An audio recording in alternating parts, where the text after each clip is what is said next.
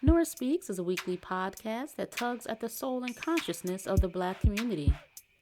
With show topics such as youth empowerment, education, women's impact, and civic engagement, Nora Speaks challenges the listener to not only join the movement, but be the movement. On the show, you'll learn from insightful guests who have demonstrated capacity in these fields and more, and I'm your host, Nora Muhammad. Welcome to the show.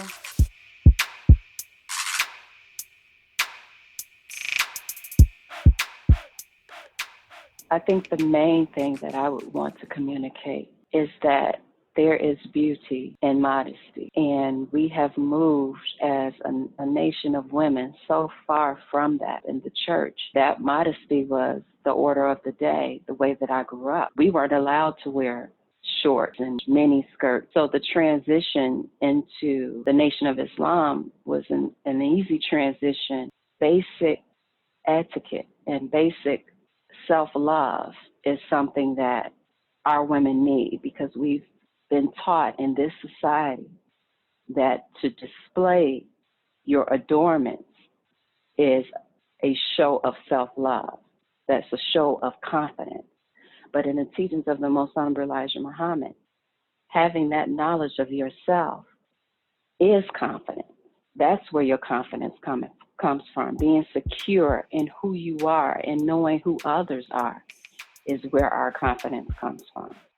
That is my and your sister, Sister Aquila Ali, talking about the cornerstone of confidence. Aquila is a member of CROE, the Coalition for Remembrance of Elijah Muhammad. She is a key member of the CROETV production team, and her versatility affords her the ability to assume various roles within production, including show host. Aquila is also the producer of the Nothing But Elijah podcast, which you can hear on Blog Talk Radio. In this episode, Aquila discusses many subjects, but it is the journey she shares of how she came to be a member of the Nation of Islam that I find extremely intriguing. She helps to lift the veil of mythology and misunderstanding regarding the Muslim woman, particularly women in the Nation of Islam. But in addition to that, we discuss the responsibility of Black women in media and the great care necessary when raising our Black sons. You will find links to her television shows, podcast, and contact information in this episode's show notes. Now, please enjoy this conversation with Sister Aquila Ali. Welcome to another episode of the Nora Speaks podcast, and I am so happy to be joined in this episode by a wonderful and dear sister, Sister Aquila Ali. Welcome to the show. Assalamu alaikum, sister. Thank you so much for having me. I'm so excited to be joining you for this wonderful conversation today. Wa alaikum salam, sister. It is certainly a blessing to have you on the Nora Speaks podcast. I'm really excited for the conversation that we're going to have. But as we open up the show, I want to let my listeners know that Aquila is a member of CROE. CROE is the Coalition for Remembrance of the Honorable Elijah Muhammad, simply called CROE and based in Chicago. And Sister Aquila, you've been a member of that organization for how long now? I joined CROE in 1993, or as my sister would like to say, 1993, because Yes. it makes it sound so much longer. Yes, ma'am. And so let's open up and tell the listeners a little bit about yourself and about the organization of CROE. Yes, ma'am. Well, I was fortunate to be invited. Originally, my cousin started as a member of CROE, I believe in like 1991, I would like to say. And he and his wife had the honor of having their wedding being brought into union there at CROE. And so that was my first introduction to the organization. At that time, I was not very familiar with the teachings of the Most Honorable Elijah Muhammad. I had only been aware of his student, but the Honorable Minister Louis Farrakhan, but had never had any really formal contact or hadn't learned anything about the Nation of Islam outside of, the propaganda that most people receive. And I was invited after the wedding to return to the organization and visit on Sunday class, which is a class that we have that is open to the public. And it was just like an awakening when I came in and learned about the Most Honorable Elijah Muhammad. I was greeted, of course, by our business manager, Brother Munir Muhammad, who is very persuasive and excited about anyone who has an interest in the Most Honorable Elijah Muhammad and his teachings.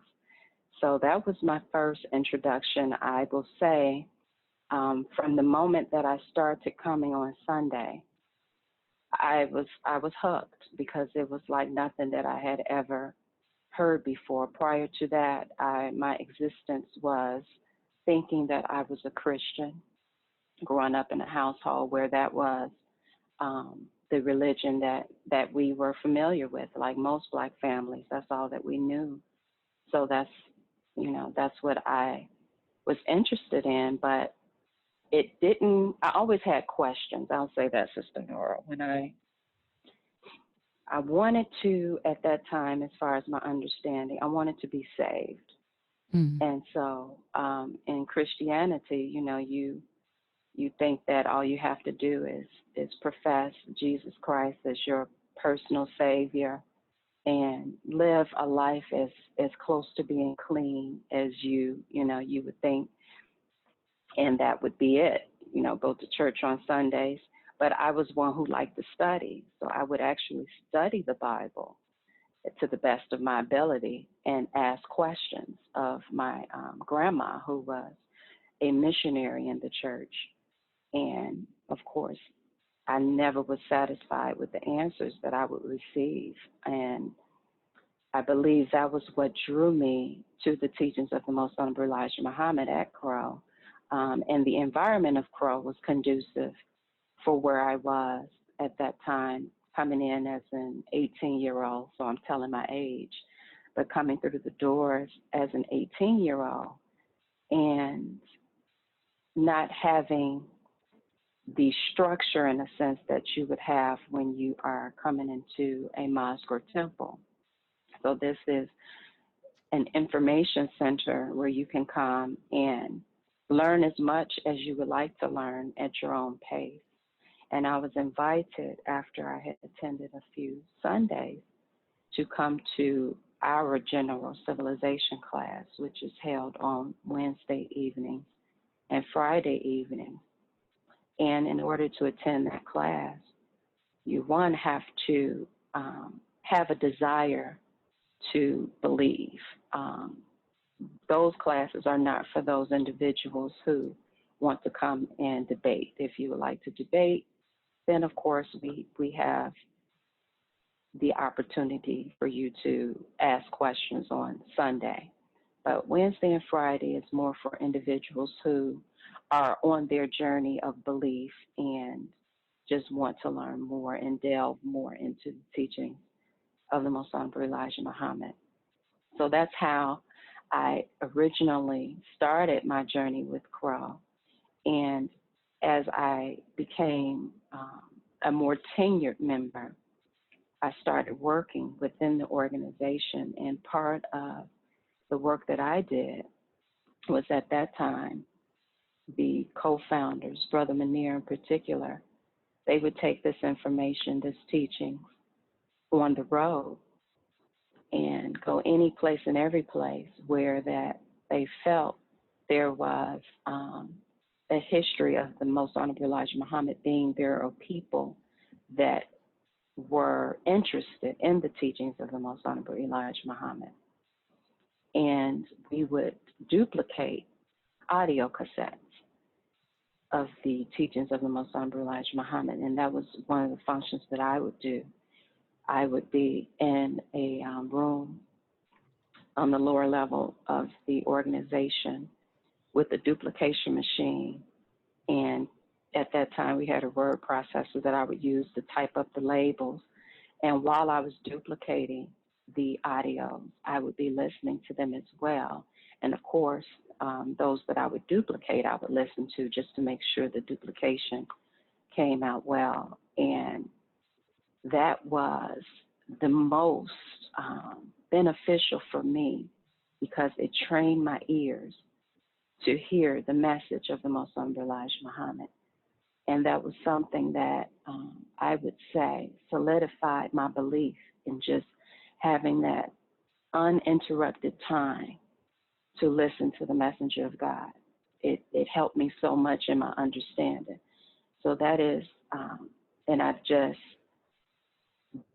decided at that point that I no longer wanted to continue to think the way that I thought before. My mind was being transformed. I wanted to be my natural self. So it was shortly thereafter I changed my name. Um, I selected the name Aquila Ali, and it's ever since I've selected that name, it's been a goal of mine to live up to those attributes. Mm. What a wonderful journey. Akila, usually when folks think about the Nation of Islam or, the Honorable Elijah Muhammad or Muslims, they think about the Malcolm X movie. Yes. And certainly you talking about changing your name, the time in, the history of Malcolm X changing his name to X instead of Little and dropping the name of the former slave master and taking the X, which, designates as an unknown.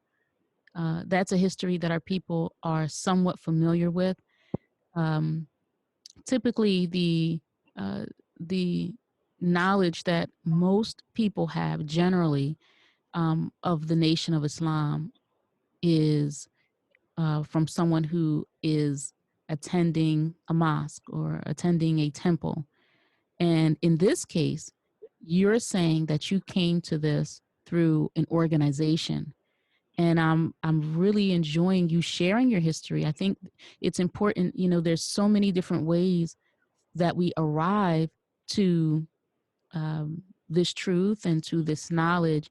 And I think it's important because you have a very unique journey. You have a special journey, and so many women think about Muslim women or any woman covering herself as she's followed a man, right? Yes, She's ma'am. seeking the approval of a man. A man told her to do that because otherwise, why would she want to cover herself? I was just having a conversation with a young lady earlier today about that same thing, that many people, women, specifically Black women, they think that it would be odd for a woman to be covered, to not have Yes, herself ma'am. exposed. And so you're talking about your journey. You came there because you said your cousin was getting married and you started visiting the organization. You had a role there with duplicating the tapes and listening. So you essentially acquired this knowledge uh, um, on your own, so to speak. And not that Yes, there's, ma'am. anything wrong with um, following a brother, a friend, a husband, a boyfriend who has introduced you to something that has piqued your interest. But there's another way, and women come to Islam in many different ways, and this is, simply your journey. And so let's talk about CROE. You said that the co-founders, specifically Brother Munir Muhammad, would go and not just seek information, but also share information regarding the Honorable Elijah Muhammad and that history. So let's talk about CROE as um, the intention of CROE, the remembrance of Elijah Muhammad and the origins of that wonderful organization there. Yes, ma'am. Well, the organization itself, it started way before I arrived. If I'm not mistaken, in 1982, And my understanding of the history is that the brothers, Brother Munir Muhammad, Brother Shahid Muslim, and Brother Khalif Muhammad, and others at the time of the inception of the organization, wanted to go back to the time when they felt as though their lives were the best. And this was after the departure of the Most Honorable Elijah Muhammad, when unfortunately the Nation of Islam at that time had been taken into another direction. And the teachings of the Most Honorable Elijah Muhammad were not being presented as they had been presented when he was present. His name was subsequently being removed from history, and Brother Munir Muhammad was inspired to make sure that the people remembered.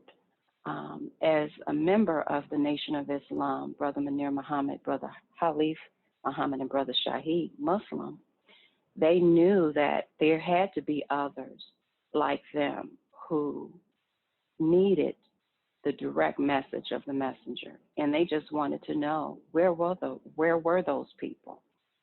Do you remember this man? Is initially what they wanted was a billboard, just anything to show the Honorable Elijah Muhammad. So that idea of just having a simple billboard saying, do you remember this man, culminated into the brothers pooling their resources and having meetings in their homes initially until they were able to establish themselves as and incorporate their business and open a facility where people can come and learn and watch video and learn about the Most Honorable Elijah Muhammad, whether you were in the nation prior to the fall or if it was your first time.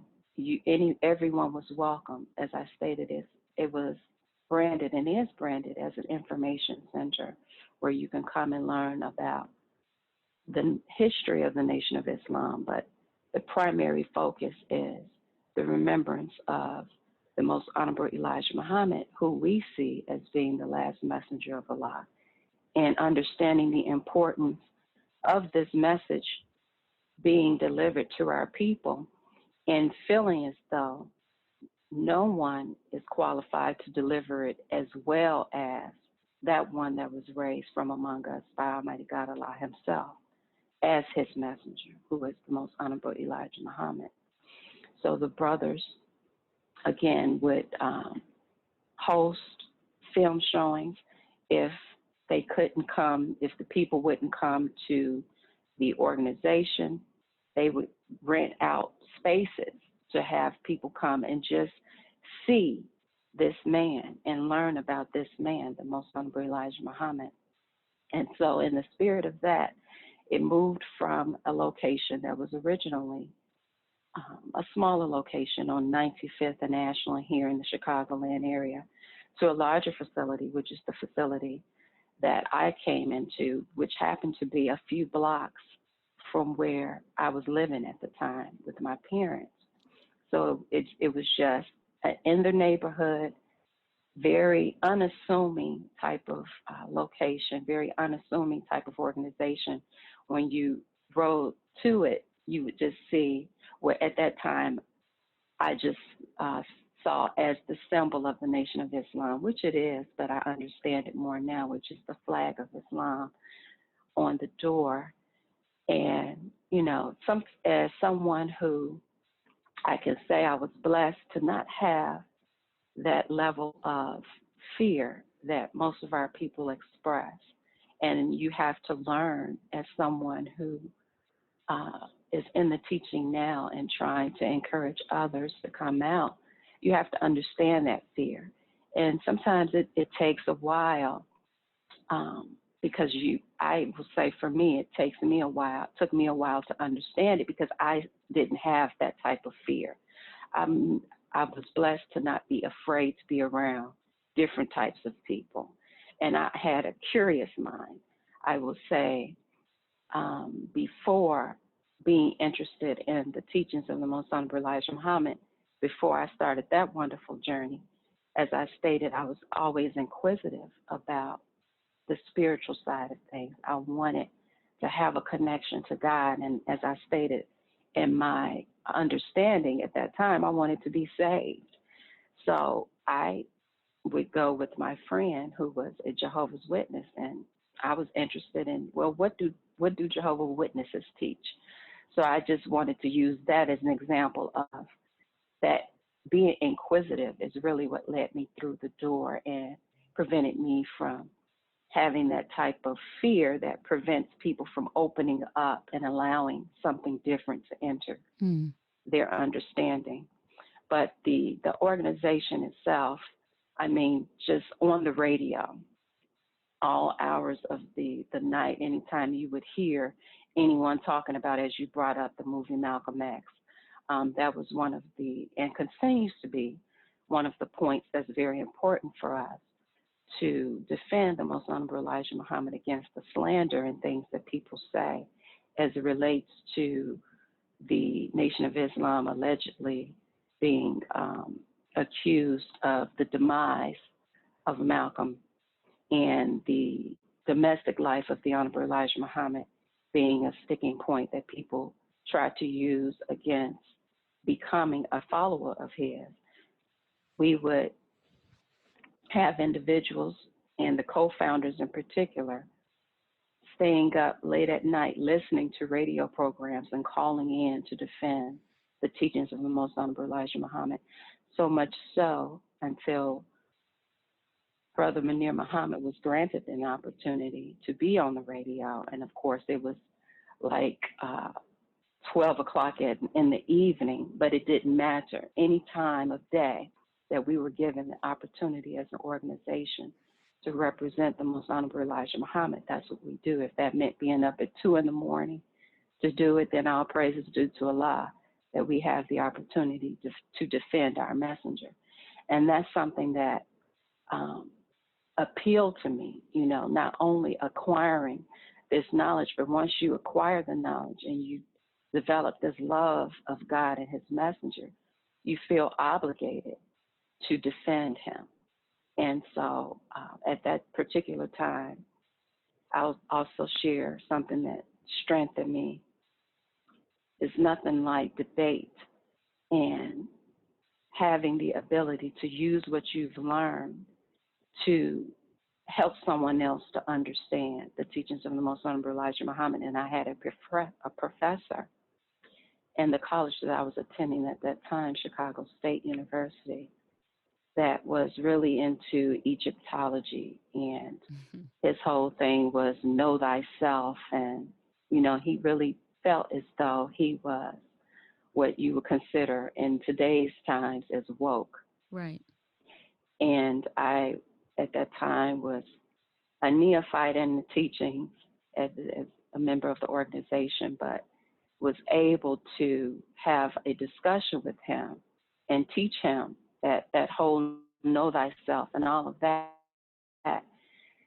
is actually coming from the teachings that Master Farad Muhammad provided to our messenger, the Most Honorable Elijah Muhammad, and to show him that he was simply scratching the surface, that our history went way beyond this 6,000-year sphere that he was staying within.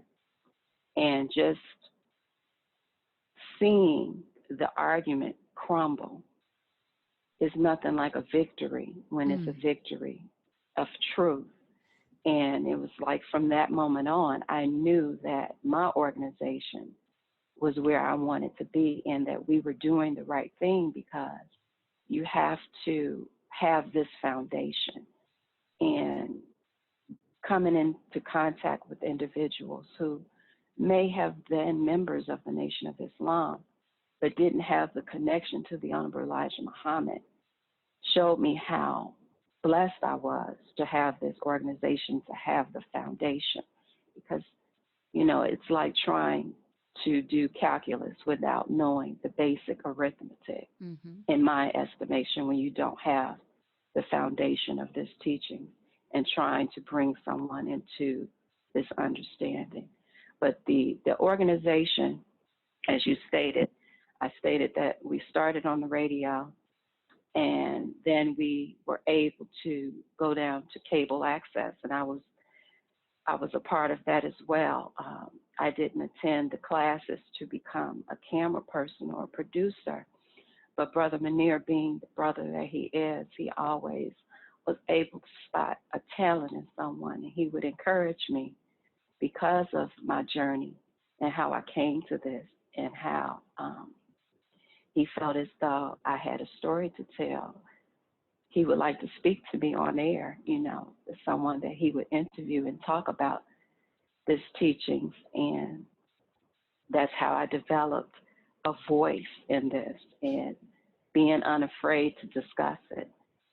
And I would also say it's helped me just throughout life, and being able to present to individuals, to groups and things, as far as not having the fear of speaking, because I know that is a fear that a lot of people have, is being able to speak in front of people.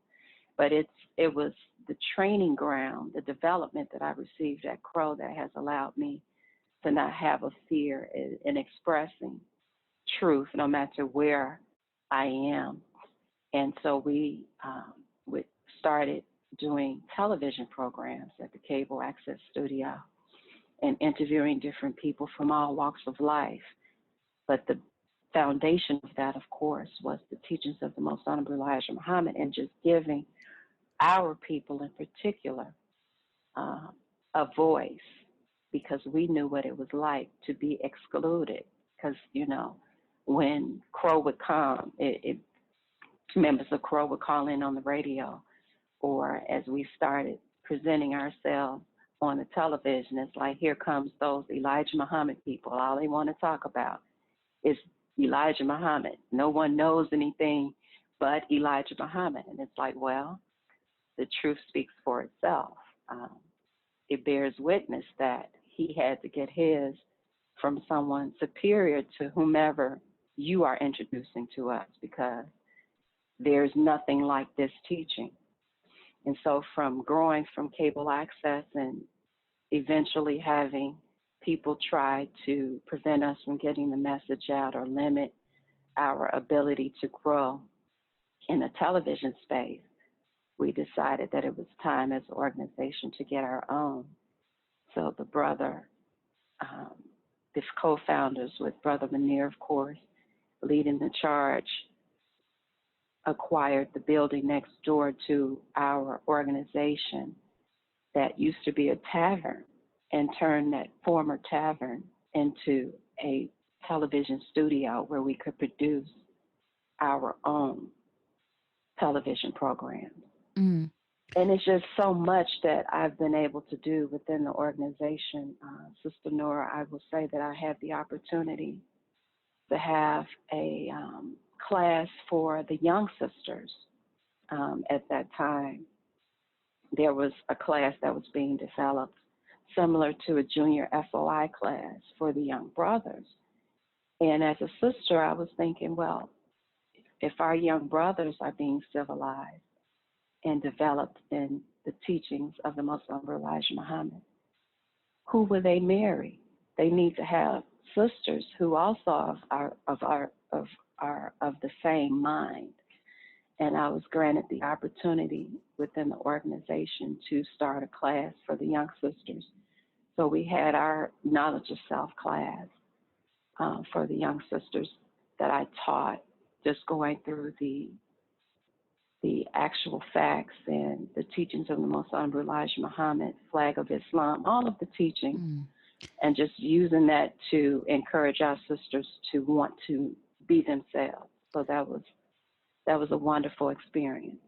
Wow, Sister Aquila, you just laid out such a beautiful history, and as you talked about CROE, and just starting with a billboard, do you remember this man, and those co-founders wanting that the Honorable Elijah Muhammad not to be omitted, and he was being omitted, and for him to be included in the conversation, but not as a minor figure, but as a primary figure. And it's so important, listening to you speak, and I let you tell that story as complete and as thorough as you did in your journey, because one, you speak so beautifully, sister, and Thank you, ma'am. our our community needs to hear how a Muslim woman presents herself. And um, we don't have as many opportunities, and we need to create more opportunities for sisters who have something to say it on a microphone. And you have just illustrated the intelligence of a Muslim woman who studies the teachings of the Honorable Elijah Muhammad. You are the product of that study. Now, you talked about going to college, going to Chicago State. So many people think about someone who comes to the Nation of Islam because they had to be, quote, cleaned up Yes, from ma'am. some unsavory lifestyle. Um, Everyone who comes to Islam comes from their own personal journey in life. Whether you come from a university, whether you come from as a physician or as an attorney or as a businesswoman, or maybe you do come off the street. There's, I think, a strong misperception that those who come to the Nation of Islam are kind of on their last leg, and this is the Right. this is a thing that can save them. Um, this is something certainly that can and will save our people. But everybody who comes isn't in a suffering state. And I'm not just talking about the absence of knowledge or absence of information, but I mean a lifestyle that is unsavory, a lifestyle that is pain, a lifestyle that is full of suffering. There's a misperception that people come to the Nation of Islam because they're uneducated, right? And here you are Right. talking about, being a student in the university. And so I just wanted to also illustrate and point that out to listeners as they are following this journey that you're walking us through, in not just the formation of CROE, but also the role of CROE, to talk about the history. And it's it's necessary. I just watched a YouTube video of the Joe Budden podcast. It's Yes, ma'am. a podcast, and he has a YouTube channel. And in some episode, they were talking about the Godfather of Harlem TV show. I Yes, believe that's ma'am. the name Yes, of the ma'am. show, and there was a representation of depiction of Malcolm X and the Honorable Elijah Muhammad, and there was a comment about the Nation of Islam killing Malcolm X. So Yes, ma'am. a minister of Minister Farrakhan's came on the show, student minister Nuri Muhammad, and he cleared up that false information that the Nation of Islam killed Malcolm X. And I would encourage Yes, ma'am. listeners to, find that and listen to it. And it's so important that he had that opportunity because there are so many misperceptions. And the one brother said, well, that's what I've been hearing all my life. Well, Right. just because we've heard something all our lives doesn't make it true, doesn't mean Yes. it's sound. And so there are so many misperceptions, and your journey that you're walking us through, you've just cleared up so many. And I just want to, just wanted to, make a special note of that. So as it regards CROE and the media outlet, right? Yes, You had ma'am. left off having you talked about the studio, the television studio. What is your Yes, role? ma'am. What is your role there? I know you do host, and I know that you work in the control room. So let's talk about your role as a Black woman in media. Yes, ma'am. Well, I have had so many opportunities through this organization, and that's something that I always like to emphasize, that our organization, and as the teachings as a whole, has been charged with being male chauvinistic, Very which is true. very, which is a very Eurocentric term Yes. as far as I'm concerned. But it Another gives the misconception. perception. Yes, it gives a perception that, and I can recall being asked, do I have to walk two steps behind the brothers and things like that. So there's always this appearance that, you know, we keep our heads down and we are very docile and don't have a real position within anything.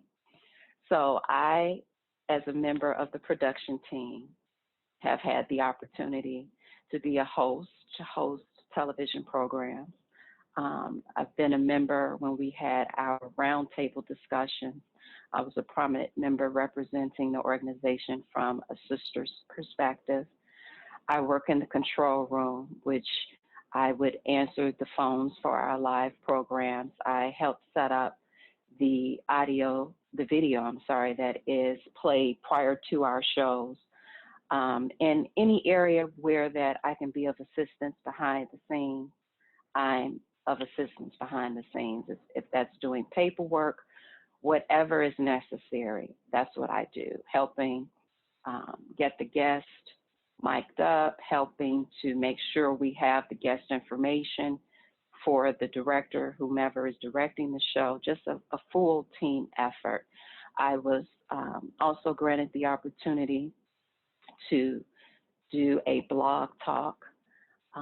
It's the blog talk started, I want to say, in 2008 by a brother who is no longer with the organization.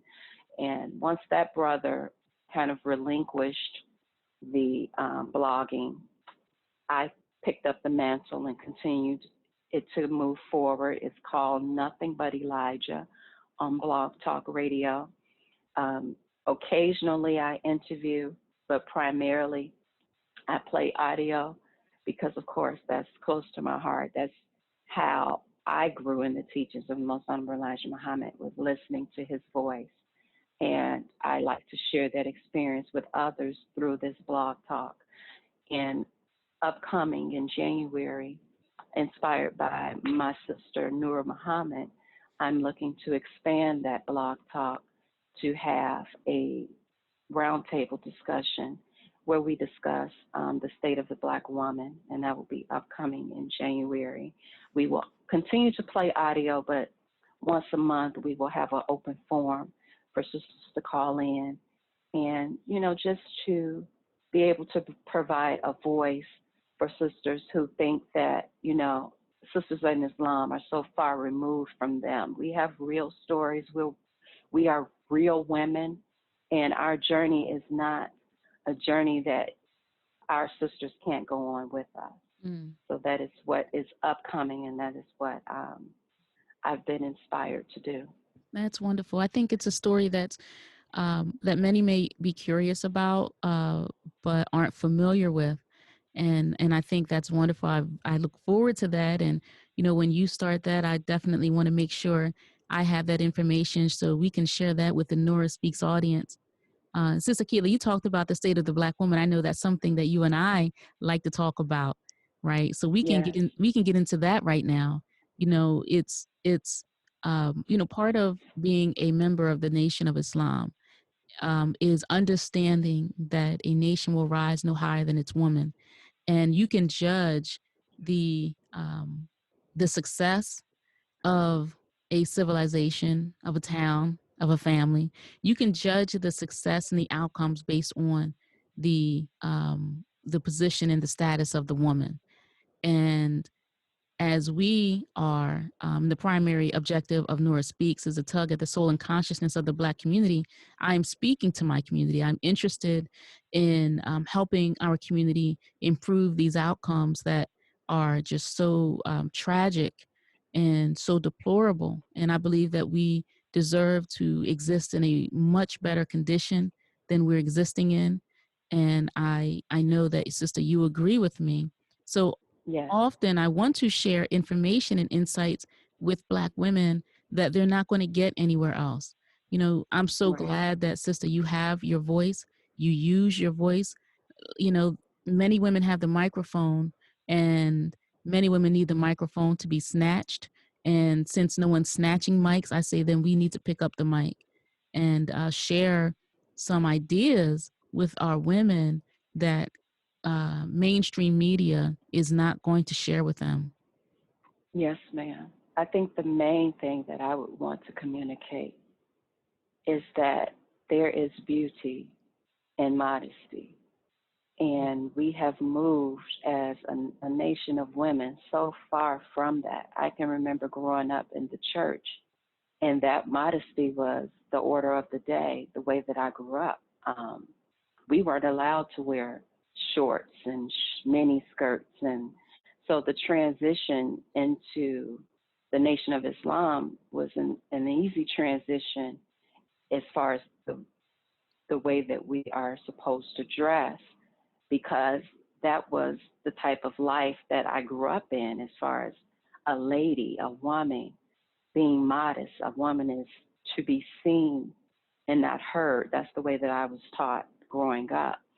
So I think that just basic etiquette and basic self-love is something that our women need, because we've been taught in this society that to display your adornments is a show of self-love.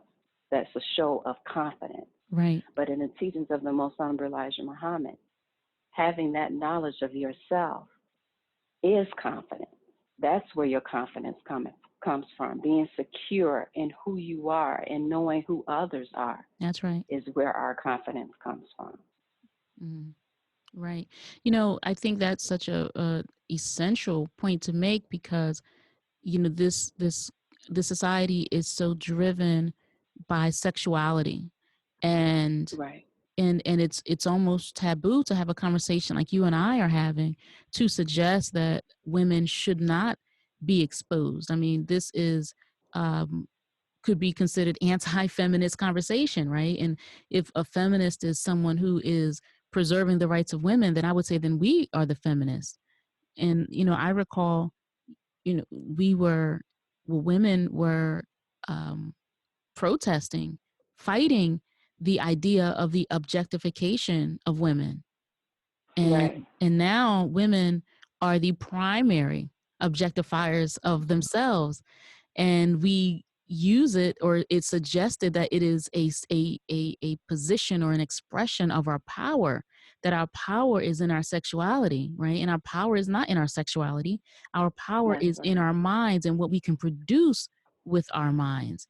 And I think that this society is misleading women, and it's certainly misleading girls. It's diminishing the value. And if we do Yes. not recognize and understand the value of a woman, just like you can have diamonds and you're playing with them like rocks, if you don't know what you have, then you're going to use and use and abuse ourselves, and our men misuse and abuse us. And the value of the woman is not talked about, because the value has been told, or we have been told that the value is in the sexuality.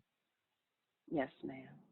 Yes, ma'am. And as you stated, any time that you have a conversation like this, it is seen as, or made to be seen as though we have been brainwashed by men to think that we have to keep ourselves covered so that they will be secure. But my covering was a personal choice. I want to be obedient to Almighty God, Allah, and I have value, as you stated. I think that I'm more precious than a diamond. I think I'm at my most beautiful when I'm in my garment. That's when I feel like I'm most myself, Yes, is ma'am. when I'm covered and in my garment.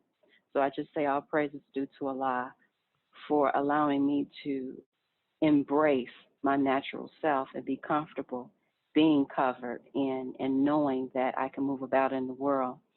And it's my protection. And I Mm. believe that. Yes, it's true. And I've shared with you, talked about talking with young women. I've shared with young women just the response of men and how they treat a woman or respond to a woman who's covered versus the response to a woman who is not covered. And all women deserve to be respected and treated with dignity. But there is something that is natural in a man when he is around a woman who is uncovered. There's a natural response There is also a Yes, natural ma'am. response that a man has for a woman who is covered, who Yes, is ma'am. covering her adornments. It's natural. It's inherent. It's automatic. And we are being told to sidestep nature and sidestep science and suggest that any of that is not relevant, but it is relevant. And because we want to ignore that piece, then there's so much confusion, right? So that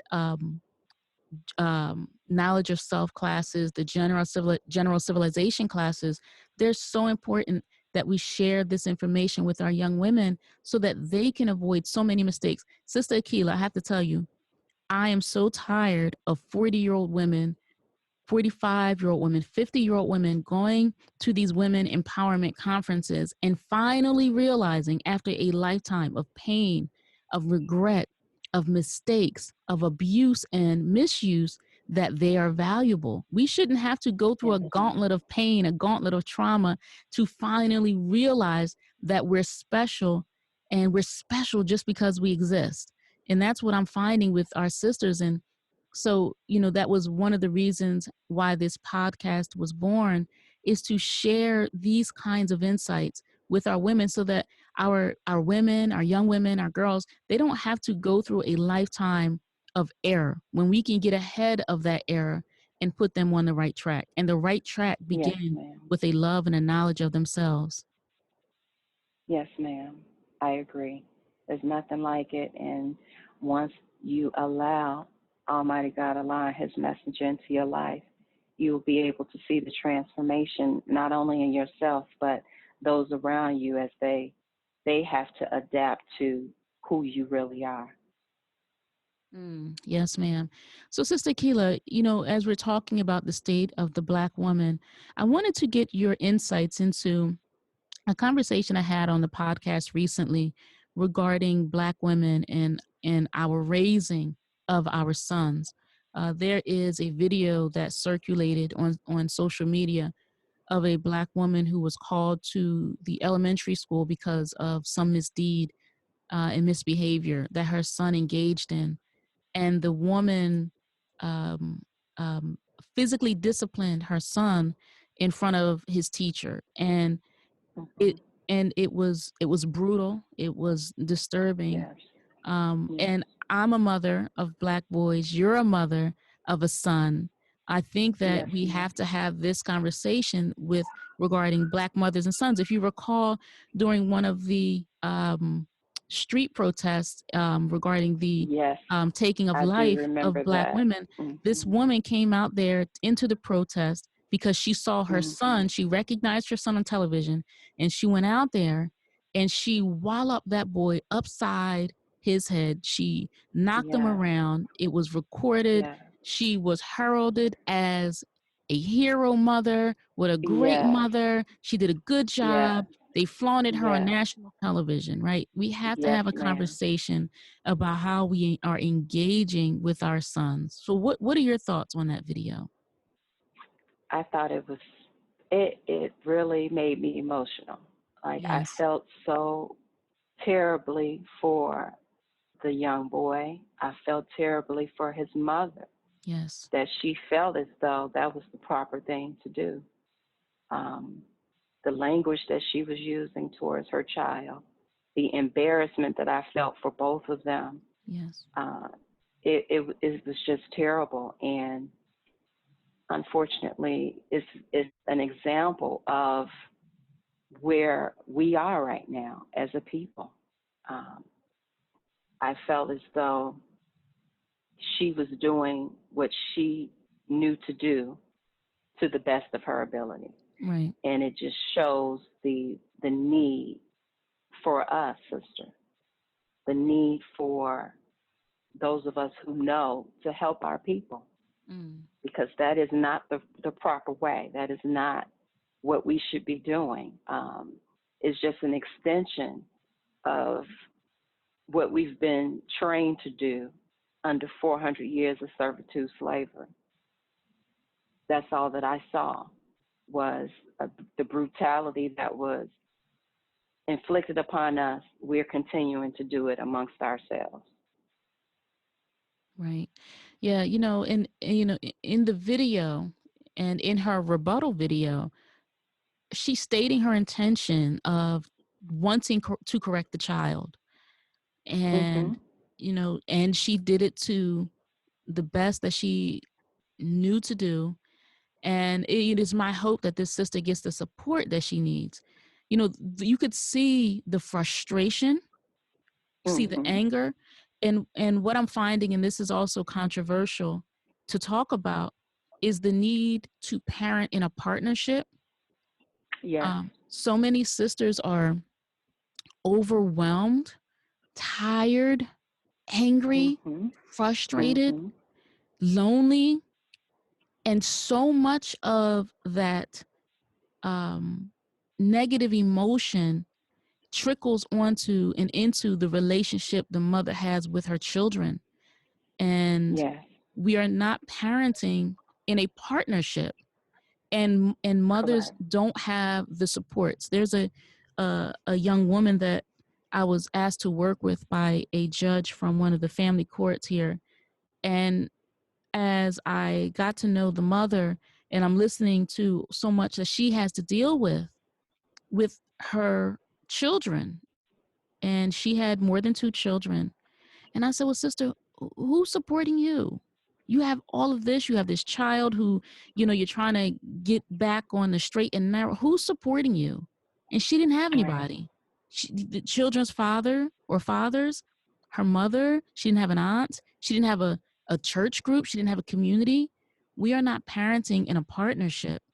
And Yes, a ma'am. partnership can help with the woman's imbalance, or something else I'm going to say that's unpopular, that imbalance. And so that woman was acting very masculine in her Right. aggression in Yes. chastising her child, Yes. right? And as when there's the presence of a man and in that partnership, that helps with the balance that we need, you know Yes, ma'am. and like, you have a son, he has men in his life that help give Yes. him what he needs from that male perspective. My sons, they have men in their lives that are giving them that balance, so I don't have to, I don't have to be the heavy hand, if you will. I don't have to be the Yes. muscle, you know what I mean? Right. I can nurture Right. and guide. That's my role. Nurture and guide.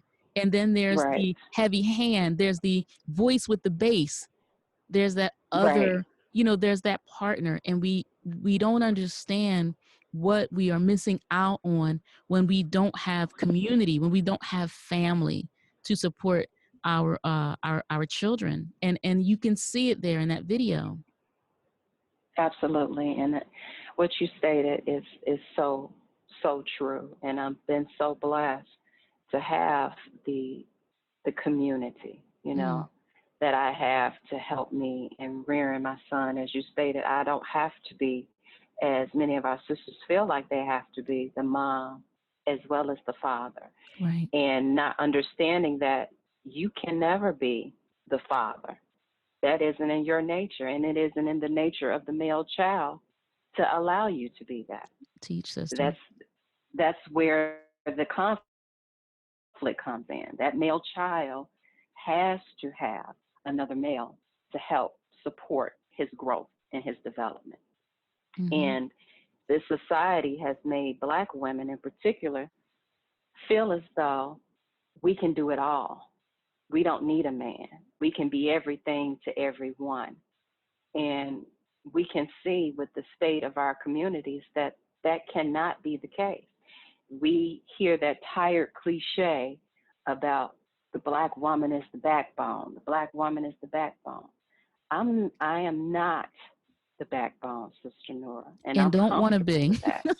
I'm very comfortable with not being that. That's right. And that is something that we need to remove from our lexicon. We need to remove that from our women, to think that they can do it all, Mm, because we can see that we have not been successful having that type of mind. We've driven, and again, they this is unpopular, but we've driven our men away from us mm, with this idea that they are not needed. I don't know a man who wants to be in a situation where he doesn't feel valued. I don't know any person that wants to be in a situation where they don't feel valued. Well, Sister Keitha, And you're right. unfortunately, that's That is unpopular, sister. In this society, in this time, this is a very, very unpopular conversation to have. But that is why the Nora Speaks podcast is necessary. That is why what you're doing is in Chicago is necessary, and you're 100% on point.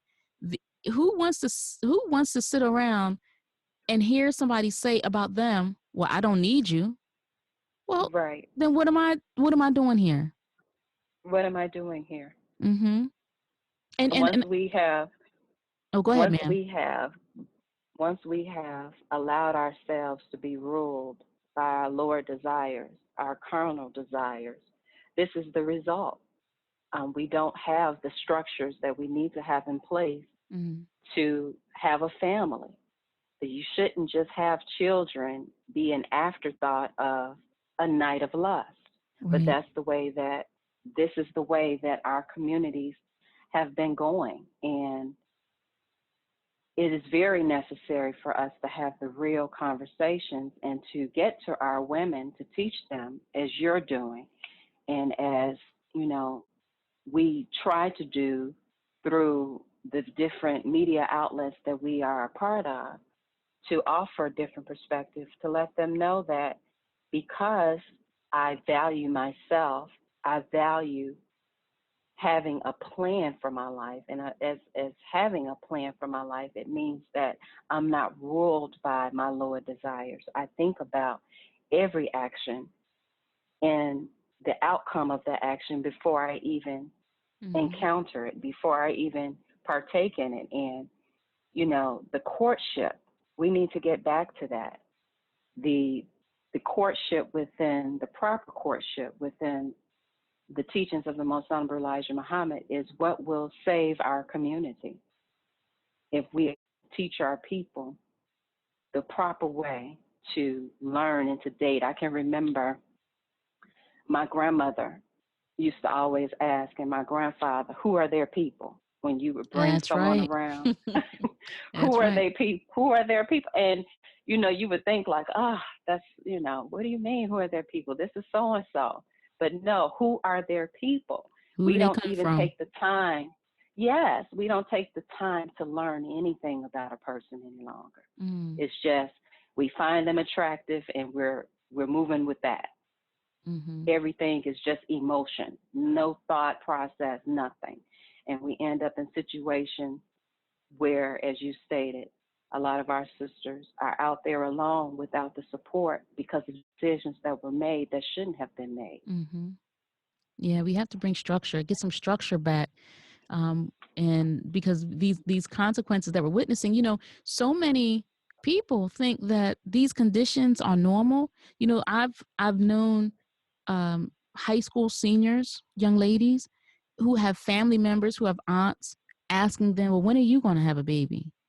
Yes, You know, that's an not, expectation.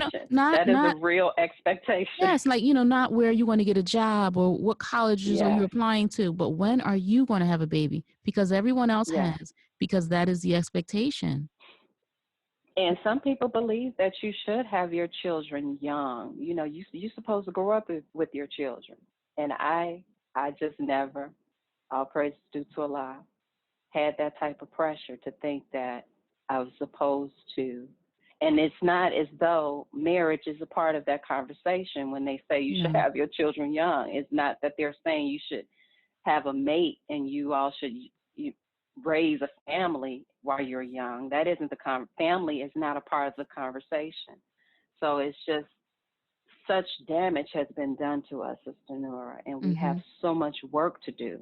And that's why having an organization like CROE that has a structure where people may feel less intimidated about coming to the teachings of the Most Honorable Mm. Elijah Muhammad is so important, where people, you can come as you are and not feel fear in the deliverance of this message. So that's why I enjoy being a part of the organization, because I feel like we remove one of the many barriers that people have as it relates to opening themselves up to the teaching. No, you don't have to profess anything other than a curiosity to Mm-hmm. be able to come in and learn.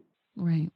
Right. And I'm sure the work that you are doing there in Temple number 20 and getting our people to come in and see that we can still have a nation within a nation, and that we're doing everything, as Brother Manil would say, everything that we do is with our people in mind. The Right. shows are produced with you in mind. The organization was open with you in mind. Our goal is to get our people to this teaching any way that we can. That's right. Right. And, it's not to, as you said, there's no brainwashing, but, I think about when I went to college, Sister Aquila, and I was a psychology major, but I still had to take English 101, right? Still had to take a Yes, math, still had to take, yes, I still took science. So I didn't say, well, I'm not a math major. Why do I have to take math? I'm not a right. sociology major. Why do I have to take sociology? The same thing with this kind of program and the teachings of the Honorable Elijah Muhammad there at CROE. When we invite our people to learn more, they shut down. There's this Yes, fear, there's this intimidation. And so I'm yeah, very grateful for what you're doing with CROE and the co-founders for founding CROE, so that it yes, can meet that need, so our people can just get information. We consume information on Facebook and Twitter and Instagram, and we go to schools and we consume information. We watch television, we consume information. We're on YouTube consuming information. But when it comes to information that is specifically designed to enlighten us, we turn away and we reject it, and we do it with such ease. I can't yes, imagine someone saying to a Chinese person that, there's this program that's designed to specifically help Chinese. I'm not trying to hear about that. Oh, here you go with that Chinese talk, right? This is what we hear. Well, here you go with this black talk. Well, what other talk am I supposed to talk? Aren't we see, black? sister, You know that's what I'm right, saying? that's right. So we But have that just this. shows you the job that has been done on our people by our open enemy.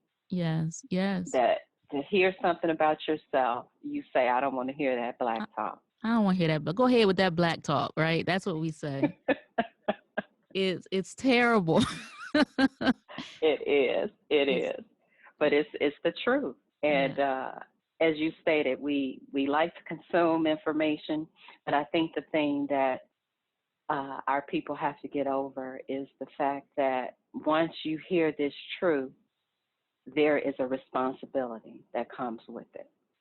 Mm. And our people are afraid of having to change. I truly believe that's what it is, because they know just from looking at, I think you can point to anyone in our community who has had an experience with someone in their life being touched by the teachings of the Most Honorable Elijah Muhammad. And the first thing that they'll say is, oh, it's too many restrictions. It's too many things that they can't do now. Mm. They Right. they they don't embrace the fact that because of change, look how fruitful this person is now. Look at their life. Look at how blessed they are. That the first thing that we go to is all of the negative things that I can no longer partake in. That's right. Yes, I was just saying to someone today that that's one of the first things people say is, what you can't smoke anymore. Well, I can, but Right. I learned now that I I shouldn't. Is that choose a not bad to. thing? Right. And is that a bad thing? Exactly. What you can't drink anymore. Well, yeah, I can, but I learned that that's really bad for my health, and people are profiting off of our misery and disease. Is it a bad thing that I don't drink anymore? And yeah, we have to open ourselves up. We have to open ourselves up, because we are going to we're always going to the protest line, right? Yes. We're quick to want to engage in some kind of a protest, but the ultimate protest is correcting the way that we live our lives. We don't have to go to other people and tell them what they need to do, how they should treat us, how they should respect us. when we aren't doing it for ourselves, we make that kind of protest really weak. And that's why they watch us, they listen to us, and they ignore us like nuisance children. That's right. Yes, ma'am. I agree. That Yes. is, we are the laughing stock, unfortunately. But as I was reading, the last will become first. So Mm. we just have to do the work to make sure that the prophecies of the scriptures are fulfilled, as we know they will be. Yes, ma'am. So, Sister Aquila, I want the audience to know that they can see you hosting CROE on CROETV, and I want to make sure that we give them the CROETV schedule so that they can. Now, Yes, ma'am. first of all, listeners, you heard the sister say that they have their own television studios. See, when you hear Sister Nora on this podcast talking about how we have to do something for ourselves, whether it's in media, whether it's in business, whether it's in education, this is an organization in Chicago who said, wait, y'all, now you're not going to let us come on your radio programs. We'll have our own. Oh, wait, you're not going to let us come on your television shows. Well, we have our own studio. They have their own state of the art television studio. And I'm not saying something that I saw a picture of. I'm telling you because I've been there. They have a state of the Yes, art ma'am. television studio where they produce their own media content. And I urge you to support CROE TV. So let's talk about CROE TV, the television schedule, and what kind of guests that you all bring to the studios. Yes, ma'am. Well, we do stream live every Sunday at 2:30 Central, 3:30 Eastern Time, and you can visit us on YouTube. That's Muhammad and Friends on YouTube, or CROE TV on YouTube. We also have our church streaming. That is the name of the site, churchstreaming.tv. But to access any of our media, you can visit CROE.org, and there are links to all of our media streaming. But we do live television programs again on Sunday at 2:30, as well as on Wednesday evenings at 6 p.m., and this is Central Time. We have guests of anyone that we feel as though has information that would be beneficial for our people. So we have all walks of life that come on. Here locally, we have any of our local politicians. We have national, international representatives, anyone who has information that we feel as though will benefit our communities and has something to say. We have them on, and all of our television programs, the foundation of it is the teachings of the Most Honorable Elijah Muhammad. So we try to ensure that we are promoting truth and providing truth to our people. Mm-hmm. As far as my individual Blog Talk Radio is broadcast every Sunday evening at 5:30. Again, this is Central Time, 6:30 Eastern, and you can also visit that by accessing blogtalkradio.com, and it's nothing but Elijah. We have Know Thyself podcast that is hosted by our brother, who I'm sure you've had on Nora Speaks, Brother Yosef Ben Asiel, and his information is available on all of the DSPs. That is Know Thyself Radio. Yes, and I don't want to understate the caliber of guests that you've had there in the CROE television studios. You've had actors and actresses, you've had Yes, politicians, you've had governors, senators, yes. mayors, you had Heads of state. heads of state from not just this nation but abroad. Um, Yes. you've had Reverend Jesse Jackson. Zimbabwe in particular. Yes, Yes. Zimbabwe. You've had the Honorable Minister Louis Farrakhan on the show. Rahm Yes, Emanuel ma'am. has Yes. visited the studio. So when we are talking about this is media with you in mind, I don't want you to think that because it's Black media, it's beneath you or unworthy. Sister Aquila, the kind of ideas we think when we think about something that's Black, right? It must be low level. Yes. No, this is Yes, not it's the low sub rate. level. This is not sub Yes, ma'am. rate programming. This is great programming. You get so much information. And, as we're transitioning, I wanted you to talk about Founders Day, which is an annual event, and I'll let you explain it. But I've been there in that room, sister, and it is the who's who of Chicago. And Chicago is a big, important town, right? You've had the Yes, it who's is. who, right? So let's talk about Founders Day. Our Founders Day is our annual culmination of the activities of our organization. It allows individuals to show their appreciation. It's the one year that we set aside time to highlight what we're doing in the community, and we ask for the support of those who want us to continue. It is a fundraiser, so there is a donation to attend. And it's a wonderful evening. Many of the individuals that Sister Nora, that you highlighted, that we have on our shows, they do come out to show their support. And it allows an opportunity for people to come and network and to rub shoulders, so to speak, with those individuals that you've had an opportunity to see interviewed on our television programs. And just to, again, highlight the wonderful work that our organization continues to do. This will be in celebration of our 33rd year, if I'm not mistaken.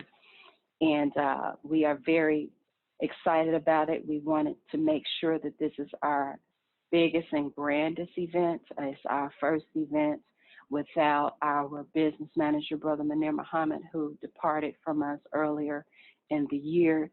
But we want to show people that the mission continues. We continue to do this work, and we continue to need your support.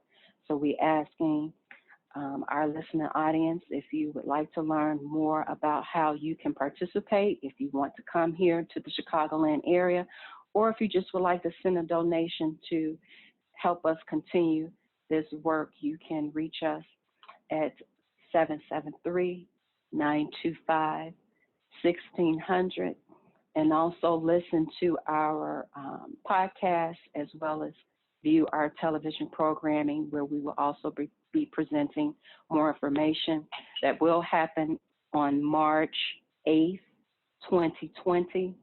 And again, information will be coming forth as we move closer towards the date of the event. That's right. And as you know, I'm a frequent listener of NPR, and they chime in whenever they are looking to get the support of their listeners. And CROE is an organization that provides content each and every day to us, information with us in mind that we can use. So I encourage those who are listening to this podcast to visit CROE.org and call the number that the sister gave you, so that you can find out how you can participate and how you can contribute. And I'll also add that each Sunday and each Wednesday, when the show is streaming live, there's a live call-in line, so that you have the opportunity to get engaged and participate in the programming. I don't have the opportunity to participate in the programming with CBS and NBC and ABC. But with this Yes, program, ma'am. I can participate. I can get my questions answered. I can state my opinion. I could say, well, I disagree or I agree. But this is content that's for us that we can engage with. Yes, ma'am, it is. And thank you so much, Sister. I've enjoyed our conversation and being able to promote our wonderful organization. And in doing so, we are promoting the teachings of the Most Honorable Elijah Muhammad that we feel is what will save the lives of our people.